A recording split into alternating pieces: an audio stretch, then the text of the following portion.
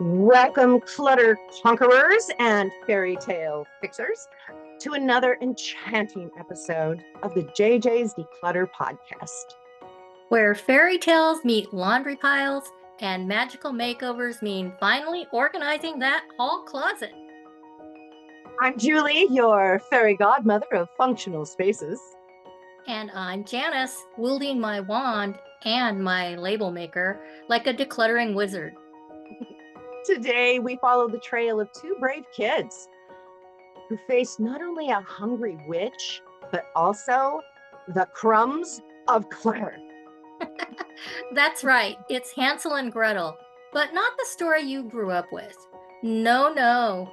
This one's got storage solutions, snack metaphors, and possibly some Tupperware trauma. So lace up your walking shoes. We are going on for a journey into the woods of way too much stuff. Chapter 1, The Forest of Clutter. Once upon a cluttered time, Hansel and Gretel lived with their parents on the edge of the world's messiest forest, also known as their living room. This forest had trails not of breadcrumbs, but of unmatched socks, Amazon boxes, and suspicious snack wrappers that looked haunted. And their home, full blown doom zone. Doom stands for didn't organize, only moved. They just shifted piles from one surface to another until gravity gave up. That's just called clutter shuffling. You know that corner where the pile leans a little too hard, like it's about to form a union with the floor? That's where the lamp went missing. Family was overwhelmed. Stuff was everywhere.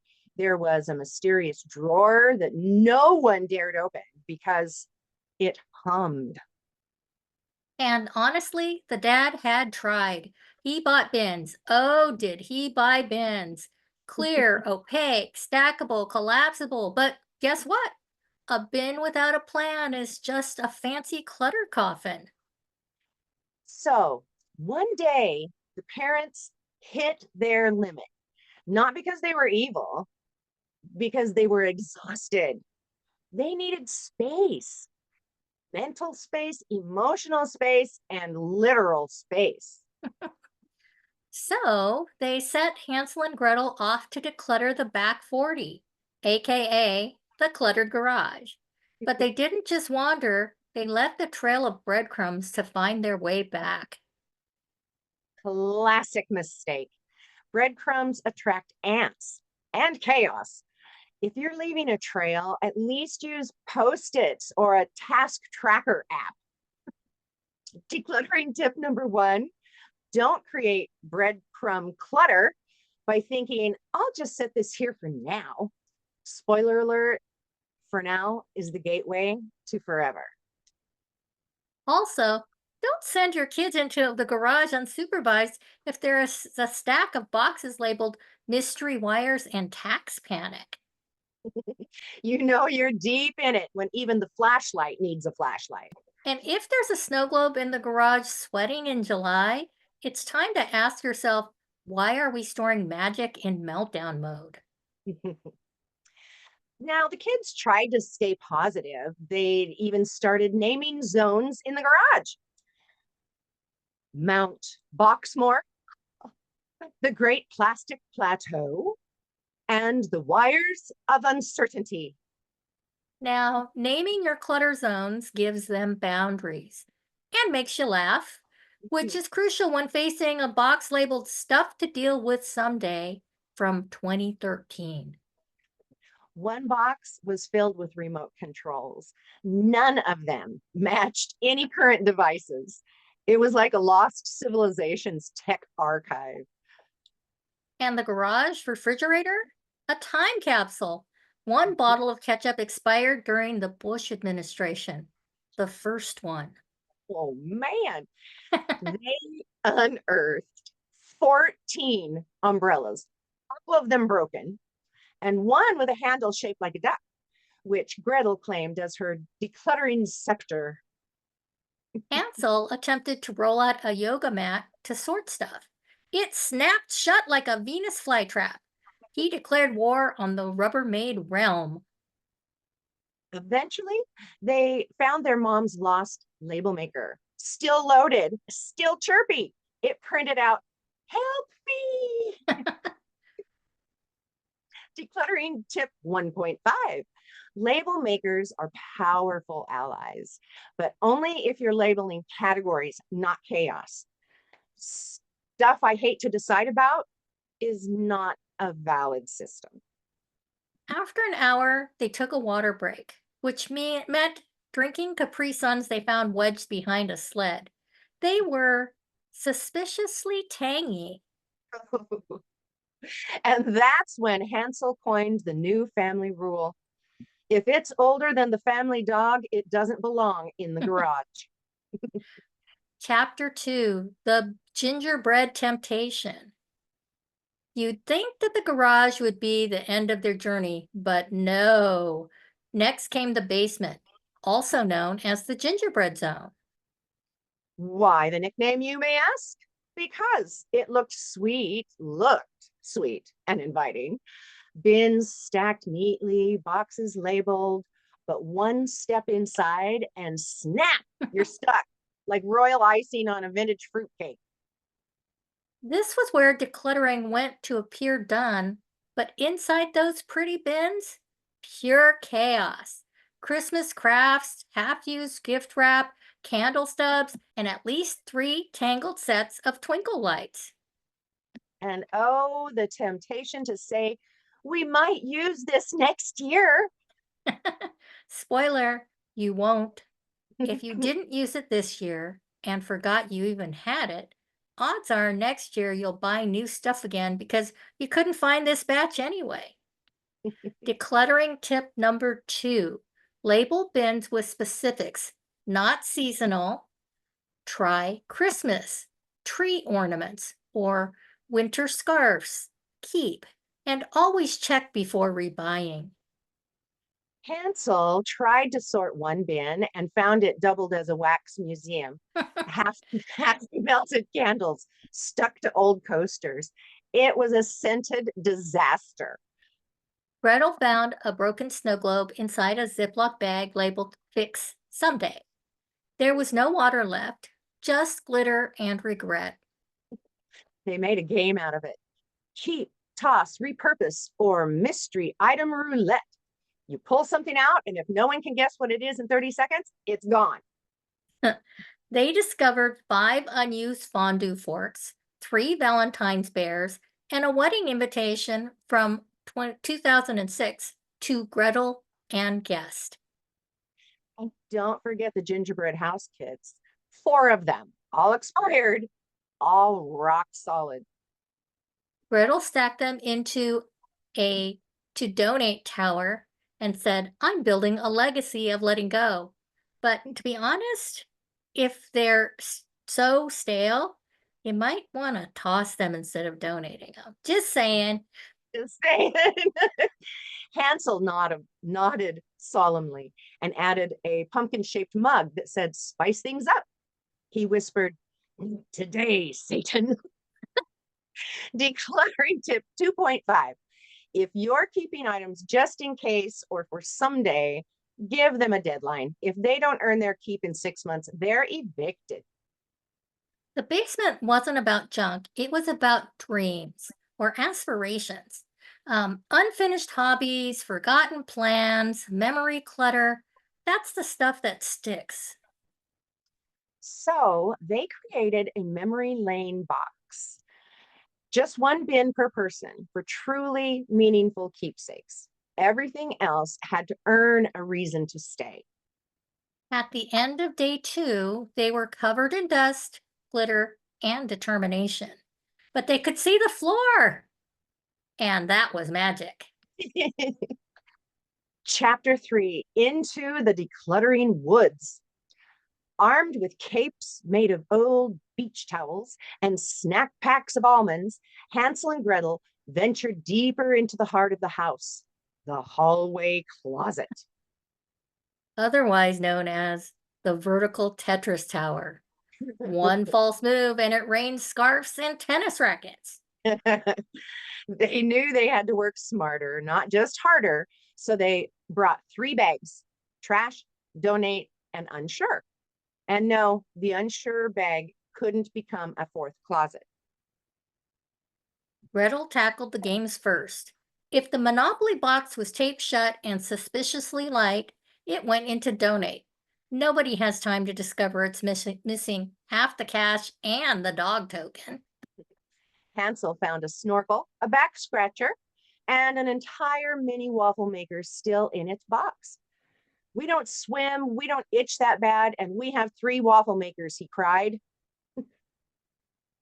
Decluttering tip number 3. If you forgot you owned it, it's probably not essential.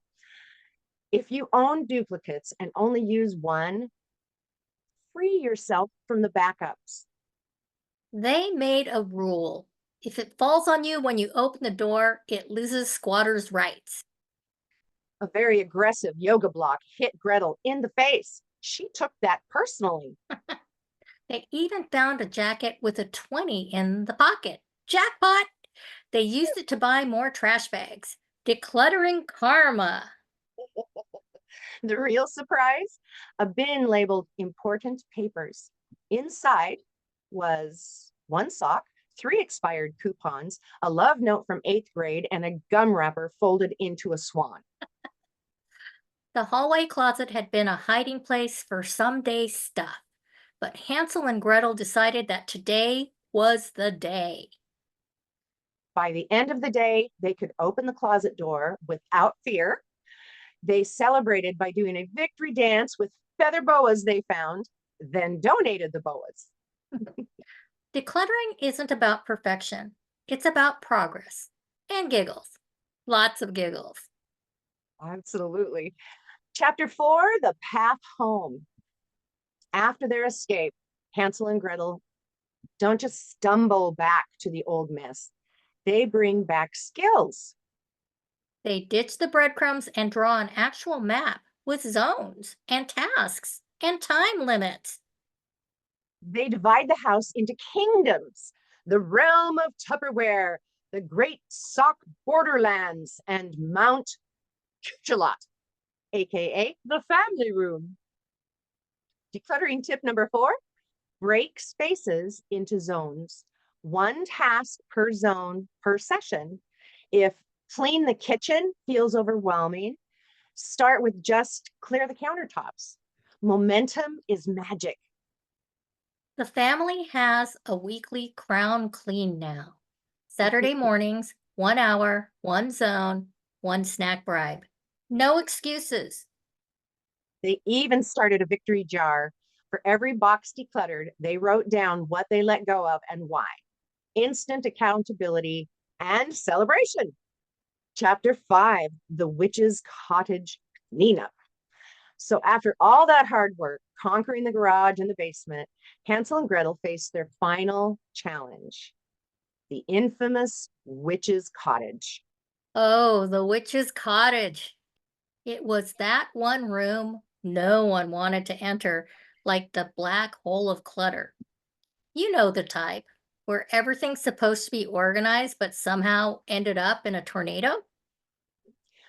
Picture this: piles of expired spell books stacked on top of unpaid bills, tangled fairy lights draped over half-used craft supplies, and enough fabric scraps to knit a dozen scarves or a tent. Plus, the witch herself, a master hoarder disguised as a crafty grandma who swore every item was magically useful someday. That someday shelf was so full it could have been an exhibit at the Museum of Delusional Storage. Hansel, always the strategist, pulled out the trusty map. Okay, team, he declared. We need a plan to tackle this chaos without unleashing the beast. So they did what any decluttering warriors do. They broke the cottage down into bite-sized zones: the spellbook shelf, the potion pantry, the crafty chaos corner, and the memory mantle. Each zone got its own timer, 30 minutes max. because when you're staring down a pile of mysterious jars, 30 minutes seems like a lifetime. Mm. Starting with the spellbook shelf, Gretel carefully examined each dusty tome. Some were genuinely magical, others were just old notebooks filled with grocery lists disguised as incantations. She found one labeled Wingardium Leviosa, which was actually a recipe for banana bread. Talk about magical multitasking. They made 3 piles: keep, donate, and seriously, why? Hansel was ruthless with anything that didn't spark joy or couldn't levitate. Moving on to the potion pantry, the witch's collection of jars was a nightmare. Expired glitter glue, suspiciously solidified potions, and a jar labeled Essence of Motivation, which smelled suspiciously like expired coffee. Decluttering tip number 5: when faced with mystery jars or bottles, if you can't identify the contents or the smell makes you question your life choices, toss it. Yep, toss it. Gretel dared to open one bottle and poof, a cloud of glitter exploded everywhere. Now the witch's cottage had a sparkle problem. But you know what? That sparkle made the work feel a little lighter. Sometimes a little magic is just what a messy space needs. Next was the crafty chaos corner, a tangled mess of yarn, fabric, beads, and half finished projects. Gretel found a knitting project from 2008, still missing half the yarn and all the enthusiasm. Hansel tried to untangle a ball of yarn and ended up with a hat for a mouse or a very small witch. They decided to create a future projects box with a rule. If you haven't worked on it in a year, it's time to say goodbye. And finally, the memory mantle. This was the witch's shrine of sentimental clutter. Photos, cards, tiny trinkets, and even a slightly melted candle shaped like a frog prince. They didn't rush here. This zone deserved respect. They let the witch keep her precious items, but made her choose just 5 to display prominently. Decluttering tip number 6: memory clutter needs boundaries. A designated memory box or shelf lets you cherish keepsakes without drowning in them. At the end of the day, the witch's cottage looked magical. Not perfect, but livable. Organized, sparkly, and with plenty of breathing room. And the witch, she smiled, said she felt lighter, like she'd finally let go of more than just. Turns out decluttering isn't just about stuff. It's about making space for joy, peace, and a little magic. So Hansel, Gretel, and the witch toasted with glittery lemonade because even decluttering deserves a celebration.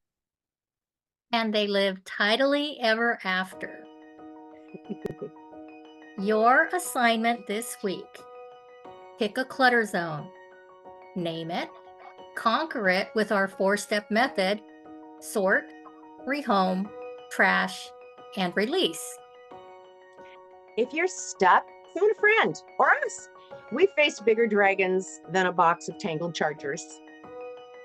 And if you find any weird candy sculptures or haunted teacups in the process, share a pic in the Facebook group, ABC Declutter with JJ Community. Because community makes the magic, and our community is magic. And magic makes the clutter disappear. We love weird clutter origin stories. Name it, claim it, clear it. Until next time, Keep it simple, keep it intentional, and as always, keep keep decluttering. decluttering.